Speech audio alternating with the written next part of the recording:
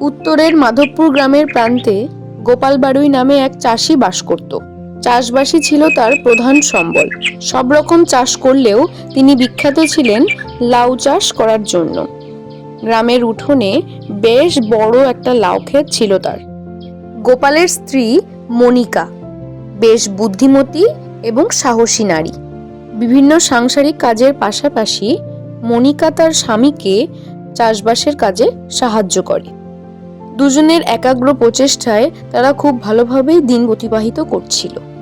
গ্রামের শেষ প্রান্তে খালপাড়ের কাছে একটা সজনে গাছ ছিল।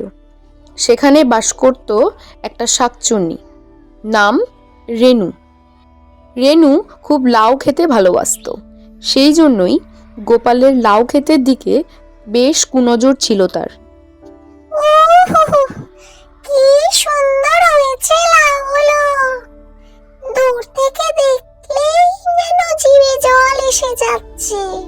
যখন বেঁচে ছিলাম কত লাউ খাওয়ার শখ ছিল, কিন্তু দেখো এখন মরে গিয়েও সেই শখ মেটেনি। রেনু গোপালের চাষের লাউগুলো খাওয়ার পরিকল্পনা করতে লাগলো। যেমন ভাবা তেমন কাজ। রেনু উড়ে গিয়ে গোপালের লাউ খেতে গিয়ে বসলো। কি মিষ্টি লাউগুলো, যত খাই ততই যেন খাওয়ার ইচ্ছা বেড়েই যাচ্ছে। লাউগুলো খেয়ে প্রাণটা আমার জুড়িয়ে গেল। রেনু বসে বসে লাউগুলো খেতে থাকে। ঠিক সেই সময় পাড়ার কুকুর বিল্লু সেখানে আসে এবং রেনুকে দেখতে পায়। সঙ্গে সঙ্গেই সে চিৎকার করে ওঠে। ওই দেখো, ওই কুত্তাটা ঘেউ ঘেউ করতে করতে ঠিক চলে এসেছে। আরে চুপ কর, তোর জ্বালায় কি আমি একটু শান্তিতে লাউ খেতেও পারবো না? রেনু বিল্লুকে থামানোর চেষ্টা করে, কিন্তু বিল্লুর ডাক আরো প্রখর হয়ে ওঠে। পরদিন সকালে গোপাল আর মনিকা প্রতিদিনের মতো লাউ খেতে কাজ করতে যায়। কাজ করতে করতে গোপাল হঠাৎ হতভম্ব হয়ে পড়ে এবং সে মনে করে অনেকটা লাউ যেন কম মনে হচ্ছে।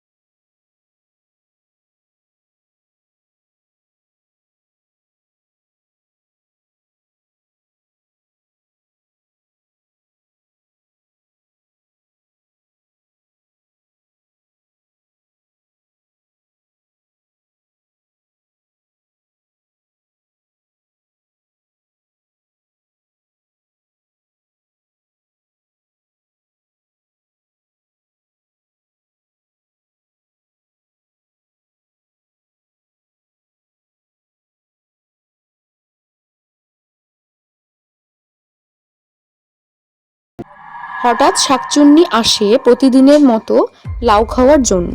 সেখানে আসার পর রেনু দূর থেকে মনিকাকে দেখতে পায়। ও মা, আমাকে ধরার জন্য চাষির বউটা বসে আছে। আমাকে ধরবি নাকি আমার লাউ খাওয়া বন্ধ করবি? দেখ তবে কি করি আমি। এই বলে রেনু মনিকার শরীরে প্রবেশ করে। এবং তারপর থেকে সে মনিকার শরীরেই বাস করতে থাকে। তারপর কিছুদিন ওইভাবেই চলতে থাকে, কিন্তু গোপাল মনিকাকে কিছুটা সন্দেহ করে। ওর স্বভাব চরিত্র চলা বলা কিছুটা যেন পরিবর্তন ঘটেছে। মাঝে মাঝে কিছু অদ্ভুত ব্যবহার মনিকার মধ্যে লক্ষ্য করে। মাঝরাতে বাইরে বেরোতে দেখতে পায়। বিশেষ করে সন্ধ্যের দিকে প্রতিদিন মনিকা বাইরে বেরোয়। একদিন গোপাল লাউ খেতে দাঁড়িয়ে চিন্তা করছিল। ঠিক সেই সময় গ্রামের প্রধান হরিদাস কাকা সেখানে আসে। হরিদাস কাকা তখন গোপালকে বলে, আরে গোপাল, এত চিন্তা করতেছ কেন? ঝুমল পাগলা কিন্তু কোনোদিনও মিথ্যে কথা বলে না। তুমি ওর কথাটা একটু বিবেচনা করো। সত্যি হয়তো শাকচুন্নি বাসা করেছে তোমার বউয়ের মধ্যে। হরিদাস কাকার এরকম ভাবে বলার পরও গোপাল সেটা বিশ্বাস করে না। একদিন সকালে গোপাল মনিকাকে রান্নার ব্যবস্থা করতে বলে। গোপালের কথা মতো মনিকা রান্নাঘরে চলে যায়, কিন্তু রান্নাঘরে গিয়ে মনিকা দেখে একটুও জ্বালানি নেই। আরে, একটু জ্বালানি নেই তো, কিভাবে আমি এখন রান্না করব? ওদিকে তো উনি আমাকে রান্না করার হুকুম দিয়ে গেলেন, যে ভারী সমস্যা হলো।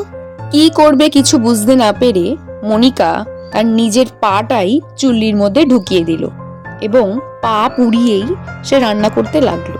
কিছুক্ষণ পর গোপাল ঘরে ঢুকে এরকম একটা আশ্চর্য পরিস্থিতি দেখে অবাক হয়ে গেল।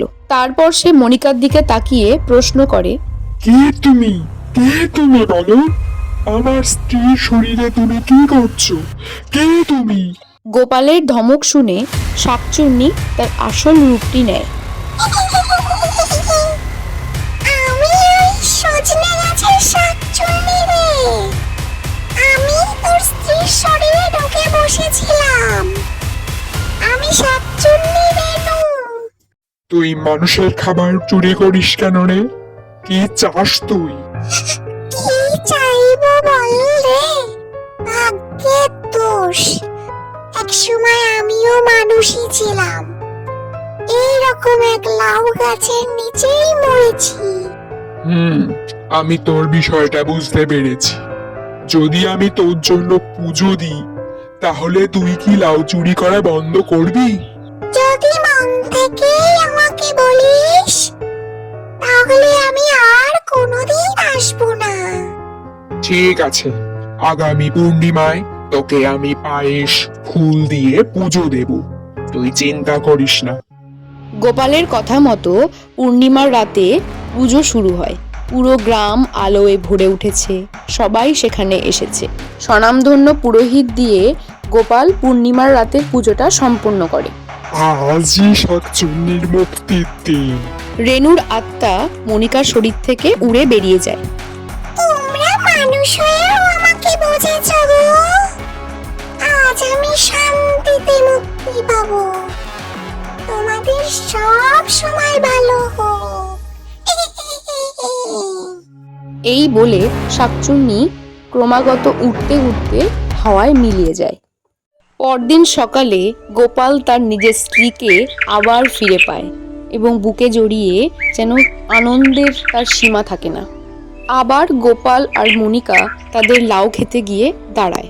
তারপর গোপাল হেসে মনিকাকে বলে, দেখো মনিকা, আজ সব লাউ অক্ষত আছে, একটা লাউ কমতি নেই। সেই সময় হঠাৎ ঝুমন পাগলা আবার নাচতে নাচতে এসে বলে, তাহলে এখন আর লাউ চুরি করবে নাকি? ঝুমনের কথা শুনে মনিকা হেসে উত্তর দেয়, রেনু এখন সরকারি বাগানে লাউ চুরি করছে রে। সহানুভূতি আর ক্ষমাদান মানুষকে যেমন শান্তি দেয়, তেমনি অশান্তি আত্মাকেও মুক্তি দিতে পারে। ও অনেক দিন ধরে কষ্ট পাচ্ছিল, ওকে আমরা মুক্তি দিয়ে দিলাম। ও এখন খুব ভালো থাকবে।